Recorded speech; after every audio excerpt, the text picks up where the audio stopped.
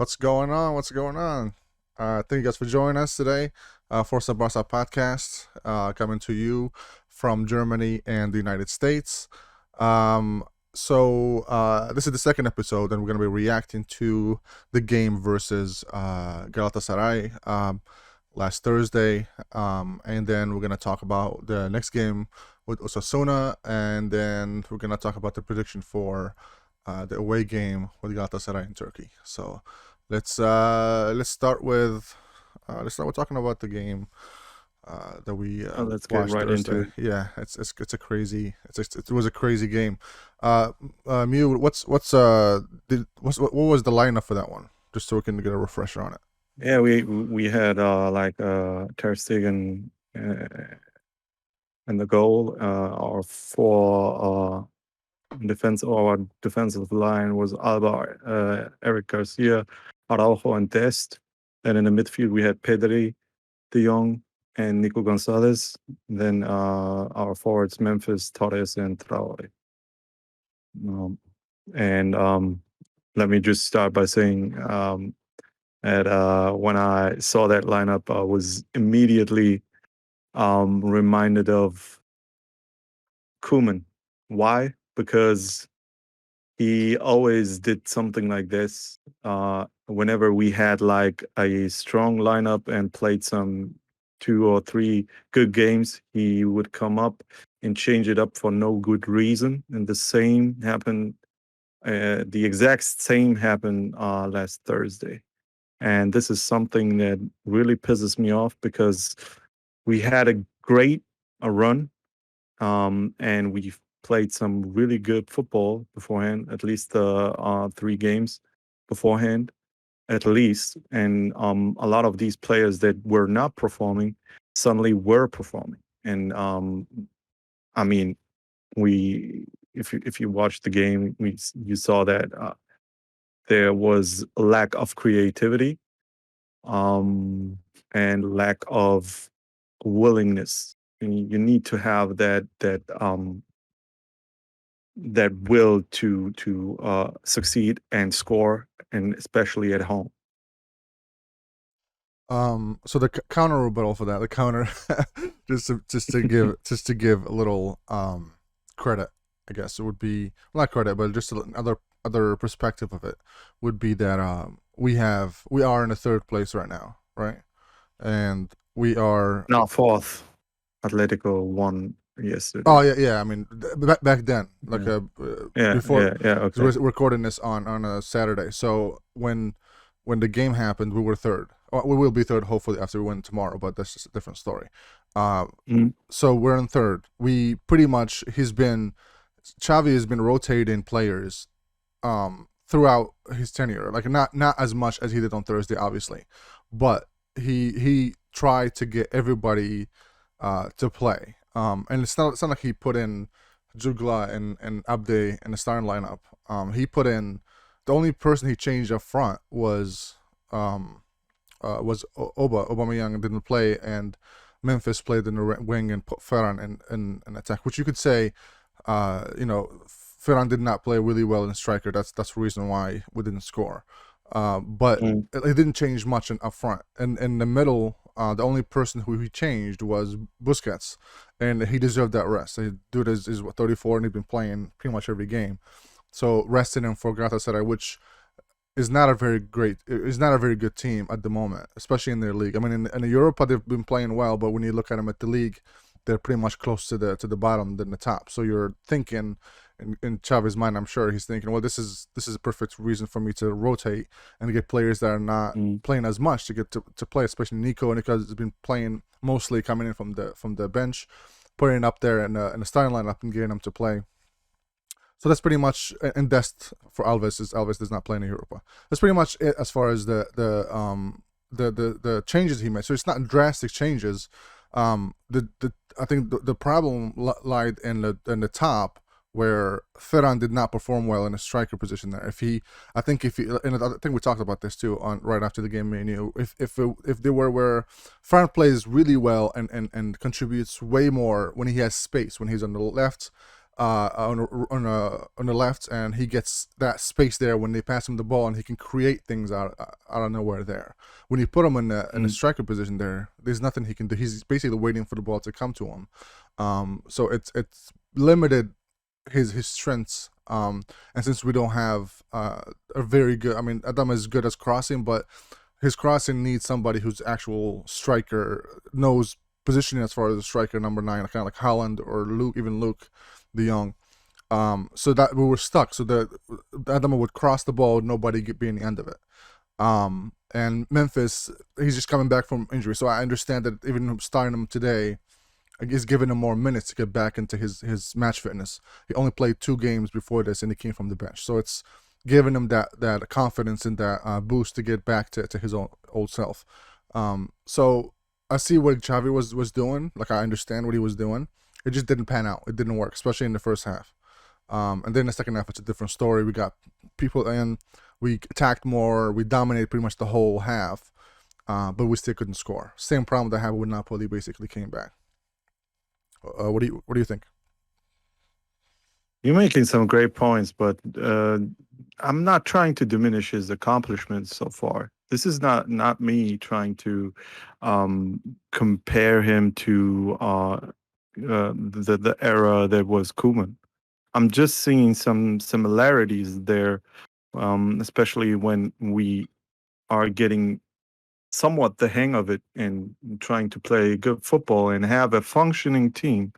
Somehow, a lot of these latest coaches trying to sabotage themselves, and this is a travesty, because when we look at the game against Napoli, we need to learn from that game, and this didn't happen, and this pisses me off, because nowhere in hell you can tell me and even if you think that those are small changes because of the number of players that got in and the number of players that got out, but in the grand scheme, this is a big, big, big change up, because for Frankie De Jong to function, he needs to have Busquets. This is something that Xavi must know. He must know that. And there is no way in hell that we both on this podcast can school Xavi about football. There's no way in hell. He knows that. He knows that Frankie de Jong only functions when Busquets is on the pitch. The same goes for Nico. I honestly don't know why he's even in a starting lineup. This is the starting lineup. He has no deal being in the starting lineup. He didn't play even when he was substituted in. He didn't play well. He didn't deserve that spot. What about at least keeping one line, either the midfield line, either the defensive line, or the forward line intact? We need to have that. Um, we need to have that security, because it's all about security. It's about security, especially because we know when we concede a goal, we get into a panic mode.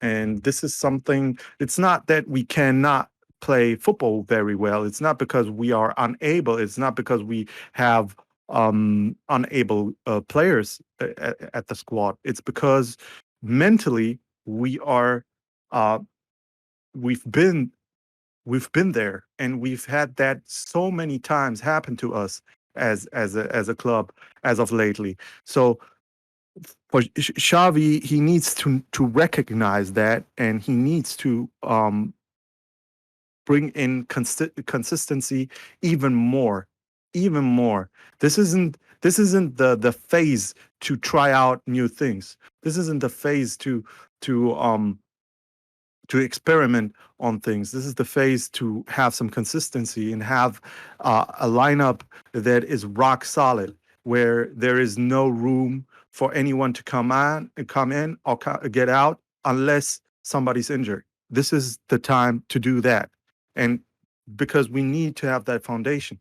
And if we're talking about that foundation right now, I think this game possibly could have damaged more than we think right now. I mean, the defensive line was pretty much the same. Same one that played in Napoli. Same one that played both Napoli games. So, but I see what you're saying. But at the same time, that style of lineups where you pretty much have the same ones play every important game, every game, pretty much until somebody injured or yellow cards accumulations or anything like that, and then you swap players. I think those times are not there anymore. You don't see No, any team that does excuse me, that. that's not true. Tell The me one defensive team, lineup, one big team.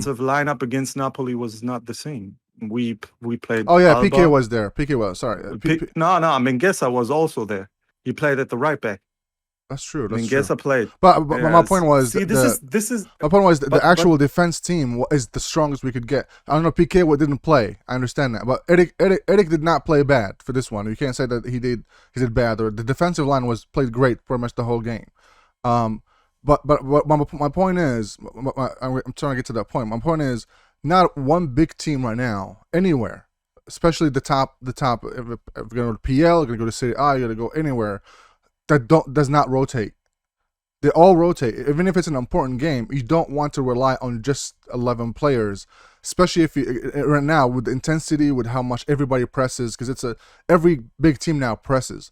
So when you do that, you have more likely to get injured, more likely to get more yellow cards. So the whole idea is to rotate players and keep them fresh throughout the whole season, especially between February and May, because that's where a lot of Europe games start. That's where the intensity kicks back up, because everybody's trying to either stay from the relegation zone or try to get to the European champions spots. So if you don't rotate in these few weeks, you will get fucked, because you're gonna get just two of your main starts get injured. You're done. Like you see what happened when Ansu was injured, and we had Memphis injured, and pretty much everybody else.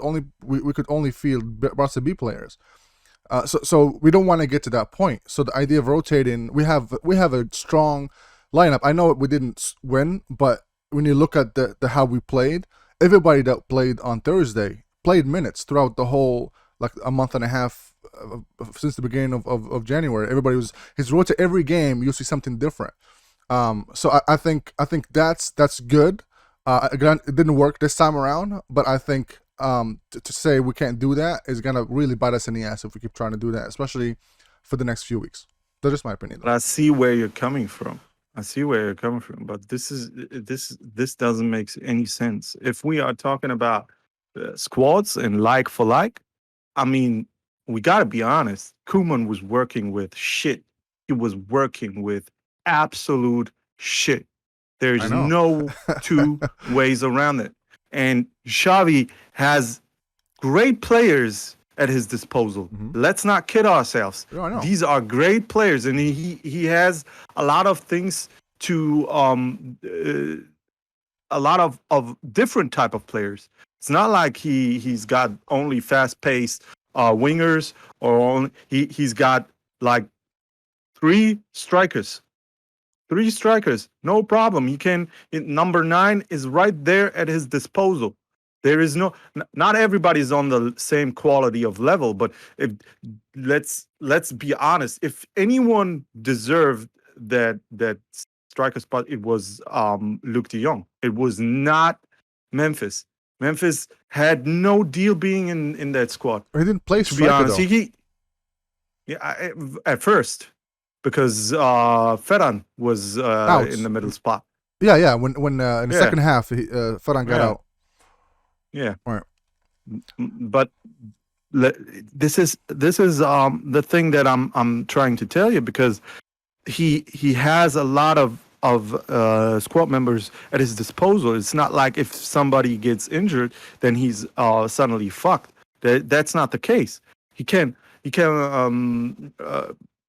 He has like 3 to 4 top players on his bench, and this is something that Koeman never had. And this is what I'm not understanding, because this isn't just, you can't finish the game. You can't finish both legs. You can finish both legs. You don't need the second leg. And now there is pressure. There That's is a fucked lot of because pressure. right, because when we play, I think don't we have like Madrid right after the game or something? Yeah, we Yeah. do. Shit. Yeah. And Um, this is the thing that annoys me, because this is just plain stupidity. This isn't well thought out. You cannot just I mean, he tried another I mean, we didn't lost the game against Napoli, but at the first leg he tried a lineup that wasn't working. Mingueza was not up to the task. Playing with Frankie in the middle and having Nico and Pedri didn't work. We saw that, and in the second leg, we had like Dest on the right side at the back, and we had Piqué, Araujo, and Alba. We had Busquets and Frankie De Jong playing. I think Busquets wasn't able to play that game in the first leg, if I'm not mistaken. I'm not too sure. I can't But remember. whatever the case may be, this is the thing though. If we are talking about being serious about any competition, and this is Barcelona, you need to perform every time, but especially at home and especially against a team like Galatasaray that they are really not that good. Not trying to downplay their history, but right now at the moment they are not doing too well, even Right. worse than we Oh are yeah, yeah, doing, yeah. and we are doing really bad. Oh, we're not So doing that bad. We're fourth now. We're about to be third tomorrow.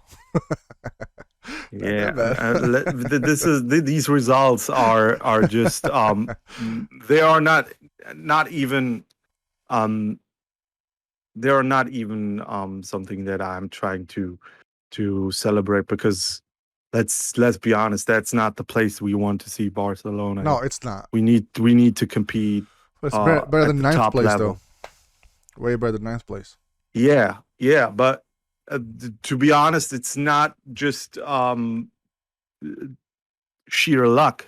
We we had like great transfers. We had a lot of good acquisitions, and that's the reason why. I mean, someone like Aubameyang, he came in and he functions. Yeah. This is something that is, of course, he's a professional, but even a professional needs to have chemistry with his teammates, and for whatever reason he functions. And Adama Traore the same, he functions. He's not clinical up front, but he's got pace, and he's a constant threat to the defensive line of the opponent. And so I'm just trying to understand what's the reason behind doing stuff like this, because it cannot be resting players. This is. I mean, I understand Piqué to a certain extent. He's not the youngest anymore, I understand and of both course Piqué and Busquets. Busquets too. Like it's that's the problem with the first half. Who yeah, overworked the hell but out of him. He played every Busquets, game. his play is, if we analyzed it, he's not coming from a place of constant running. He's not coming from a place of constant uh, pressing. He's intelligent enough to know how to uh, to play his game without us being exposed too much. I But know. I mean, we said that he had some before. really bad games under Koeman, really bad games. But he seems to gotten to a level where he easily is our best I midfielder. mean, when we're saying this, we don't know what goes behind the scenes. It could be where he felt discomfort. It could be where they had a talk, and Busquets is like, maybe I should take this one out, or We don't know. I mean, we can say that he should have played. Of course, he should have played. But at the same time, like maybe he didn't play for a reason. We don't know the reason. And You know why I don't believe that is because he brought them all in. He brought Piqué in, he brought Busquets in, and that's why yeah. I don't believe it. Well, And that's why I don't believe it. some of the time, people players are feeling this guy, or they don't want to risk him in the beginning, but they come in the second half. It happens all the time. It's not new that somebody's feeling discomfort and they ended up changing the. Strategically, this is that's the bad way to do it. Strategically, you need to put your best foot forward, and then you can subtract, and then you can say, okay, this is he's not able to continue anymore. Let's try this out. Right. But to put everything you've worked so hard on in jeopardy is something that I don't get.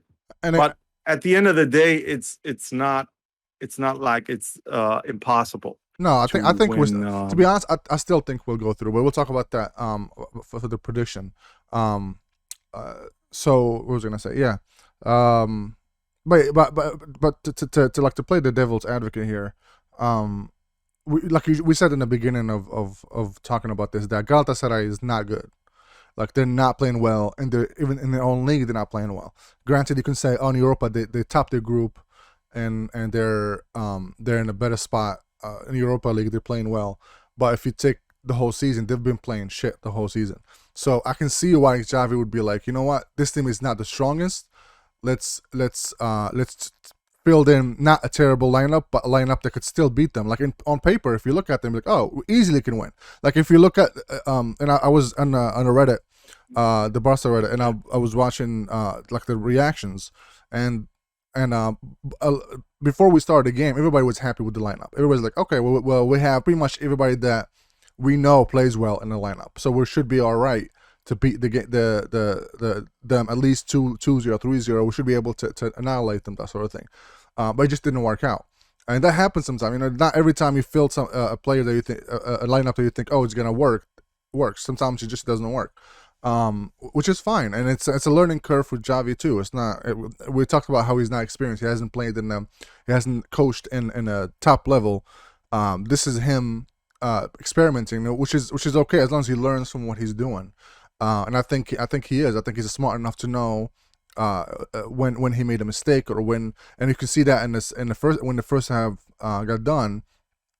He took Araujo out and put Piqué in, and then when he asked him about that later, he said, "Oh, Araujo didn't really know how to distribute the ball at one point. Like he did not know he needed to run with the ball when there's no space, when there is space, but he wasn't comfortable with that throughout the first half. So he put Piqué in, which is known for that. He's known to actually go in and try to find spaces and passes there. So things like that. It's that's what brings you from a good coach to a great coach, where you learn from what you're doing. So I think throughout the games and matches, and with him experimenting and trying to find his footing about lineups and tactics and stuff like that, I think he's going to improve a lot on his decisions for starting lineups. With that said, I see what you're saying too. Like from the other side is, we need to kill the game before Madrid game. We need to win that game in order to stay in the top three. So I can see that too. So either way, there's no what happened already happened. So as long as we keep the same confidence and mentality, go into Osasuna and go into Galatasaray in Turkey on Thursday, I hope we can, you know what I mean, go in and win those games and get back on top again. Okay. So Fair enough. I mean, after all, it's a difficult position. I mean, it's not like that easy for Xavi either. But right. he came in a difficult time, so everything that I mean, at a time we were closer to relegation than to the top. So we got to face reality and see that this season is is Bust. going yeah, is going to be one of the toughest ever. But next season we need to he as well needs to function on the top level. Right. It's not like he gets more time than anybody else. No, no, of We course need not. to give Well, him this season, but yeah, that's after that, when it talks about this when he got hired. After the first two games, you are hot and heavy. Like, dude, we're screwed. Java is not that. I remember those days.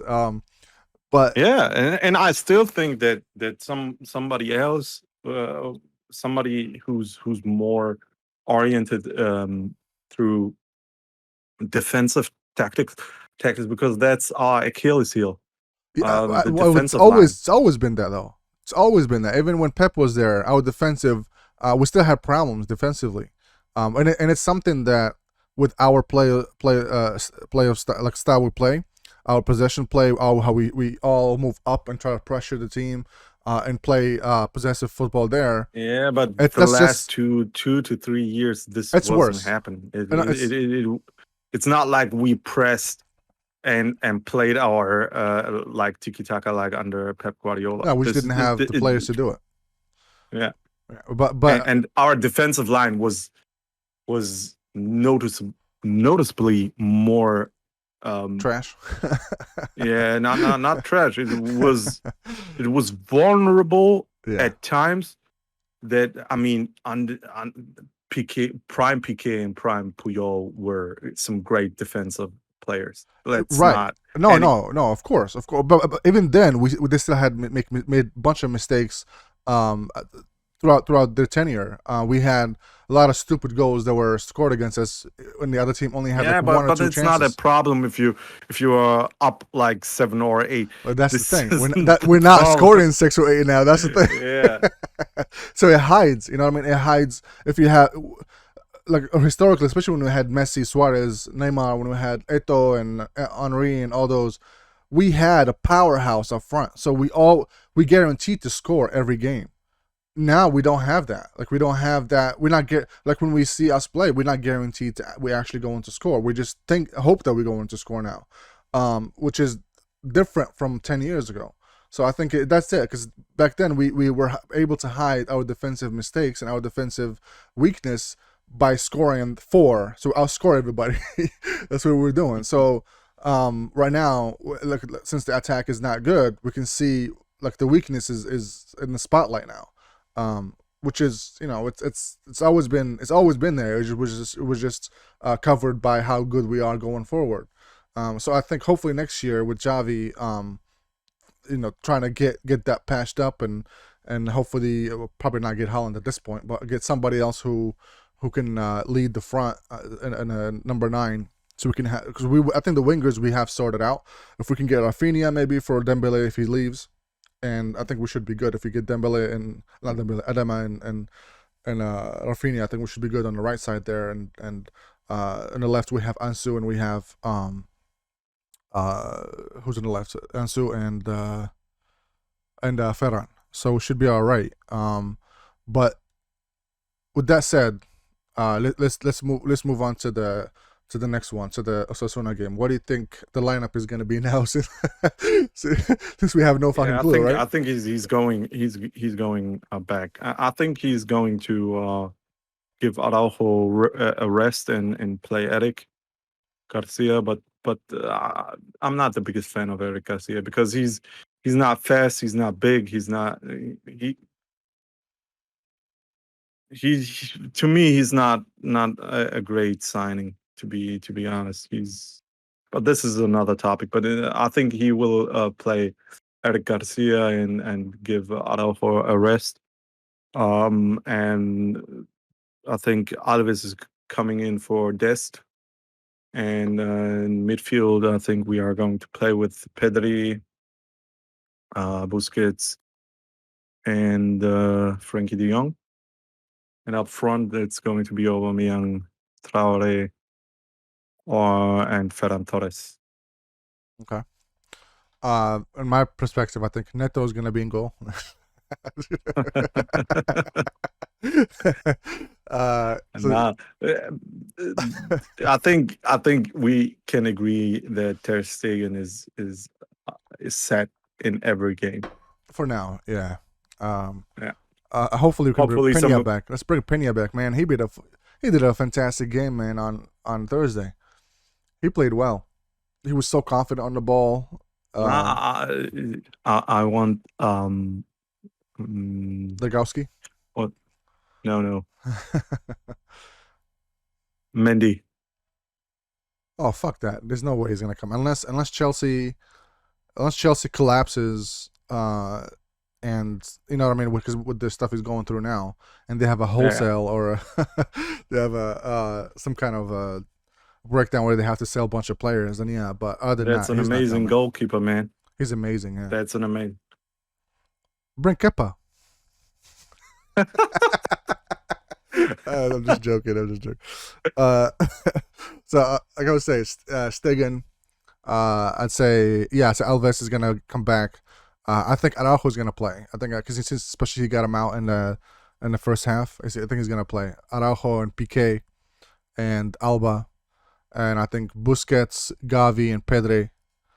Uh, and then the top. Yeah, so it'll be Ferran, Oba, and Adama. No, Dembele. I think Dembele is gonna start.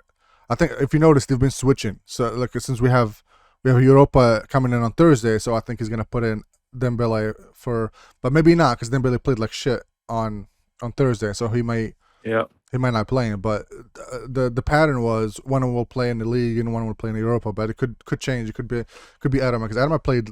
He was the only threat up going up front. Like every time he had the ball, passes through the guy and passes it or does something with it. So once Yep. he got out, that lane just died. He gave it to Dembele and he kept fucking it up. But yeah, so I think now that I think about it, I think still Adama will play there instead of Dembele. But yeah, what do you think is gonna happen? What do you think the score is gonna be? Are we comfortably winning this? Osasuna, what's Osasuna? And let me look that up. What are they um Uh, in the table? Let me take a peek. Yeah, I'm looking at it too.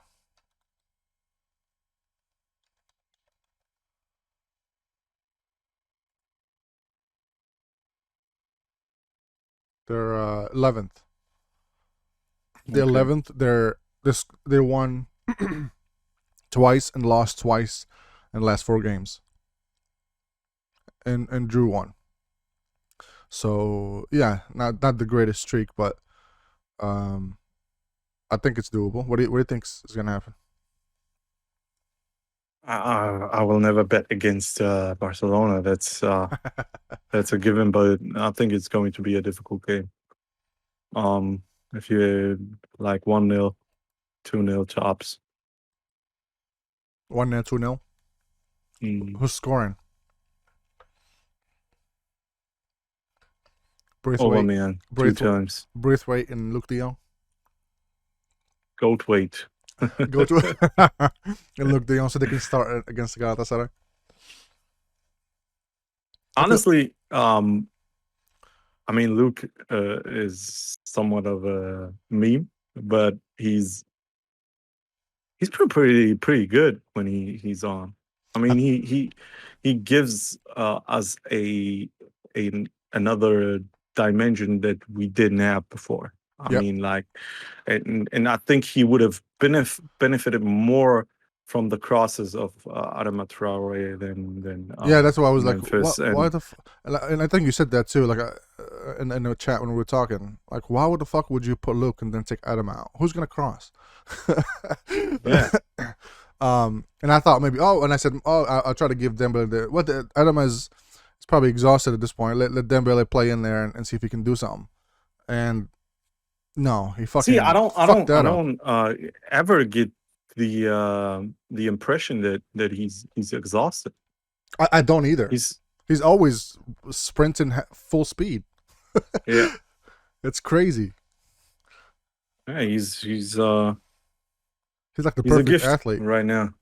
Yeah, Um, yeah, we need him. We need him, and I think that's why he's going to start. I mean, if by any chance or for whatever reason we can score comfortably in the first half, I think he will take him off and leave him for the next game against Galatasaray. But other than that, he needs to play the full 90 minutes because he's a constant threat. So they're playing in the Camp Nou, so we're playing at home tomorrow. So Yep. yeah, that's. I think with that said, I think we're going to win.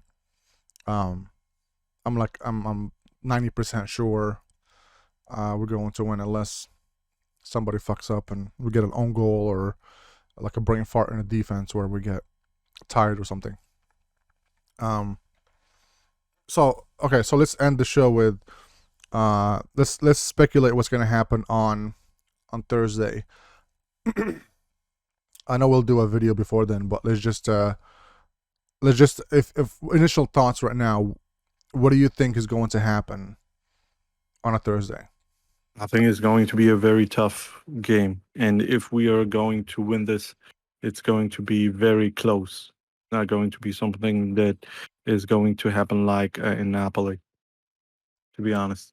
I think the key is to pressure the fuck out of them. I think we did the same thing with Napoli where everybody's pressing, everybody's running. I think if we stay back, because they have the home advantage, they have the crowd behind them, we're gonna be so stressed with them coming at us that we'll make mistakes and we're not gonna have a hard time getting the ball out of the back. I think as soon as the game starts, the same thing with Napoli, just fucking press everybody. As soon as the ball starts, just run at everybody.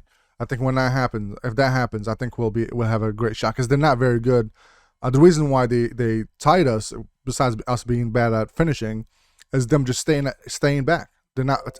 They only attack once they kick the ball forward and just run behind it. There's nothing. There was no tactics where they pass it up and go up or whatever. They're all staying in the back, parking the bus the whole game. So I think if they, in their home advantage, if they try to attack, they'll give us space behind them, and if we press them, they're gonna make mistakes, and we'll punish them in the counter. I think that's the way to do it. But I guess we'll see what Javi's plan is, and I hope whatever he does is something that pays off, because the playing in Turkey is a whole different ball game there. Yep, it is, and it depends even on the venue. To be honest, I'm not familiar with their stadium, but if it happens to be that the crowd is really close to the Yeah, pitch, we are going to intimidating. have really, really big problems because we are not mentally that stable to sustain the pressure coming from the crowd and the pressure coming on the field.